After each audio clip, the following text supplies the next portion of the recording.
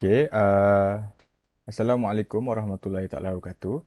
Nama saya Muhammad Sarifuddin bin Suradi dan saya daripada Kumpulan 5 ingin membentangkanlah kajian kes uh, yang kumpulan kami ingin kongsikan, ingin kupaskan. Okey, ahli kumpulan saya terdiri daripada 4 orang ahli di mana yang pertama ialah Aina Akmala binti Alias, yang kedua Siti Nur Atikah binti Abdullah, yang ketiga Siti Nur Ain binti Nur Azman dan saya sendirilah Muhammad Sarifuddin bin Suradi. Okey, seterusnya kita akan pergi kepada perkonsepsian isu klien. Di mana perkara ni isu ni berdasarkan isu sebenar lah, di mana terdapat satu kes yang menarik perhatian kami untuk mengupas dengan lebih lanjut. Kes ini melibatkan seorang wanita yang ditinggalkan oleh kekasihnya walaupun sudah melakukan persediaan perkahwinan. Dan dia merubah penampilan diri daripada wanita berhijab ke sifat yang kelakian lah, yang ini tomboy. Okey, seterusnya perkongsian isu ni kami pecahkanlah kepada 4, iaitu pengalaman, perasaan, pemikiran dan perilaku lah, iaitu tingkah lakunya. Di mana pengalaman sebelum ni dia sebenarnya tidak terlampau memilih lah untuk mencari kekasih atau pasangan hidup. Namun dia masih ditinggalkanlah oleh insan yang disayangi.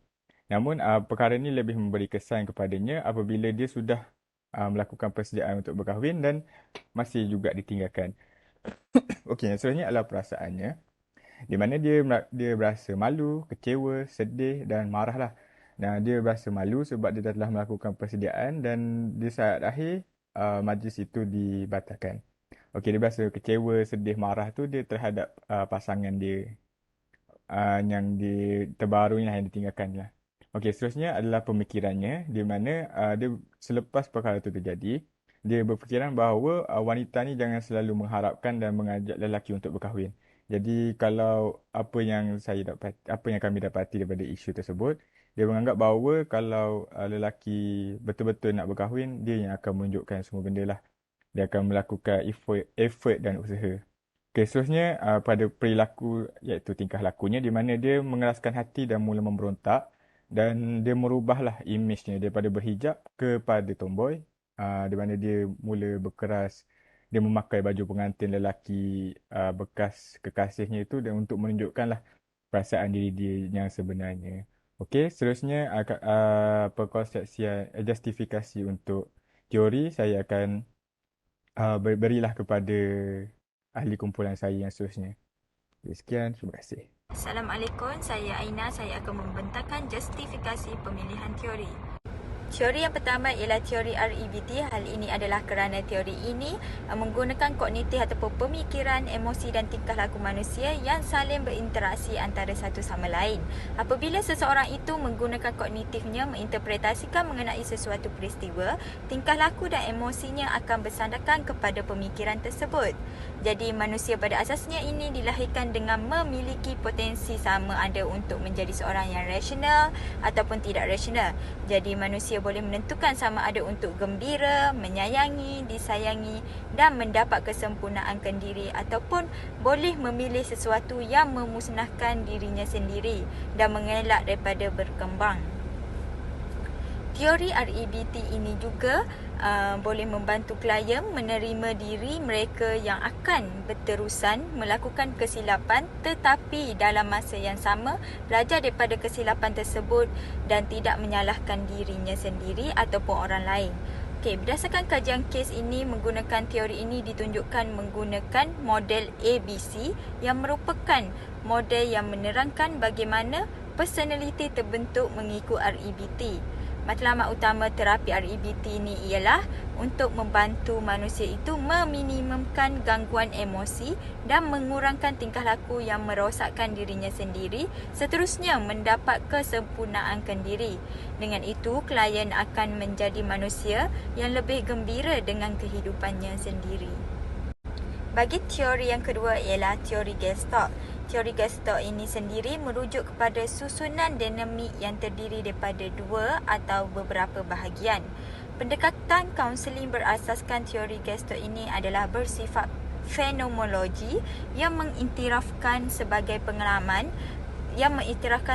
pengalaman manusia. Okey, terdapat juga unsur eksistensial atau kewujudan dalam pendekatan yang menekankan pentingnya tanggungjawab seseorang itu terhadap diri mereka sendiri dan keupayaan mereka untuk menentukan pengalaman pada masa kini.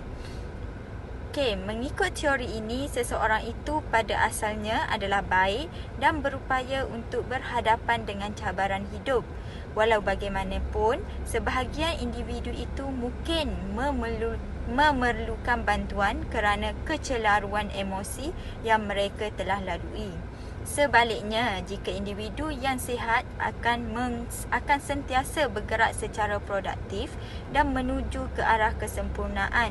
Teori Gestalt ini pada amnya amat menggalakkan manusia untuk meningkatkan tahap kesempurnaan diri, kekuatan dalaman atau motivasi internal, kerana aset seperti ini akan membantu seseorang individu itu untuk menggunakan sumber diri mereka apabila berhadapan dengan masalah dan kemeluk yang mencelarukan emosi mereka.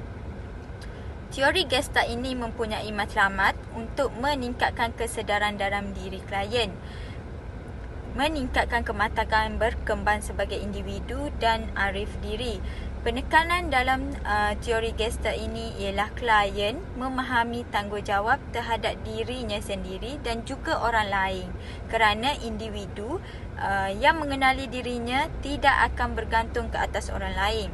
Jadi, kaunselor akan membantu klien itu mengenali dirinya sendiri sehingga mereka boleh bergerak ke arah kesempurnaan kendiri. Saya Siti Nur Ain binti Nur Azman. Pendekatan teori REBT menjadi pilihan kami untuk digunakan dalam mengaplikasikan dalam kes klien ini. Teori ini digunakan untuk mempertikaikan kepercayaan tidak rasional klien ini menggunakan konsep ABC, di mana A merujuk kepada peristiwa yang dialami klien, iaitu klien ditinggalkan oleh bekas tunang menjelang hari pernikahan dan menanggung malu kerana majlis tidak dapat dilangsungkan. B pula, kepercayaan klien terhadap peristiwa tersebut, di mana klien percaya kalau dia berperwatakan lelaki, tiada lelaki yang akan mendekatinya dan dia tidak akan dikecewakan lagi. C merujuk kepada kesan kepada emosi dan tingkah laku klien. Daripada peristiwa tersebut, klien mengalami kekecewaan yang teruk sehingga klien menjadi seseorang yang keras hati dan memberontak dengan menjadi seorang yang tomboy agar dapat melupakan kenangan lama itu. Kaunselor berperanan untuk membantu menukarkan sistem kepercayaan klien agar dia boleh bertanggungjawab mengharungi cabaran dan masalah yang dihadapinya itu, di mana D pula, kaunselor mencabar kepercayaan tidak rasional klien dengan bertanya bahawa adakah perubahan klien menjadi seorang tomboy itu mendapat meredakan kekecewaannya. Ia pula berlaku apabila klien sudah sedar dia sendiri akan menukar pemikiran tidak rasional kepada pemikiran yang lebih rasional, seperti klien mengambil masa untuk membaiki diri dan perlahan-lahan kembali kepada fitrah yang asal. Teknik psychoeducational digunakan dalam kes ini, di mana teknik psychoeducational adalah kaedah di mana kaunselor memperkenalkan klien dengan pelbagai kaedah seperti buku, DVD, YouTube dan artikel. Sebagai contoh, kaunselor menunjukkan video di YouTube kepada klien yang dapat mengajar klien memahami isu permasalahan yang lebih kurang sama dihadapi oleh mereka dan bagaimana rawatan yang telah mereka lakukan itu berguna untuk klien mengatasi masalah yang telah dihadapi itu. Jika klien memahami bagaimana proses rawatan berlaku dan mengapa teknik tertentu digunakan, mereka akan bekerjasama dengan pelan rawatan. Daripada video tersebut, klien boleh mencontohi semangat mereka untuk terus bangkit daripada permasalahan yang dihadapi. Assalamualaikum warahmatullahi wabarakatuh. Nama saya Siti Nur Atikah, S55611. Saya akan membentangkan kaitan isu dengan teori. Menurut teori Gestalt, isu ini wujud disebabkan oleh pengalaman lepas di mana klien pernah bercinta namun telah patah hati selepas mendapat tahu bahawa pihak lelaki gagal hadir ke majlis pernikahan mereka. Kesannya klien mempunyai unfinished business yang tidak diselesaikan dengan baik dan kekal di memori klien tersebut. Maka klien mengambil keputusan mengubah imej penampilannya daripada gadis berhijab menjadi lebih tomboy kerana kecewa dengan perkara yang berlaku.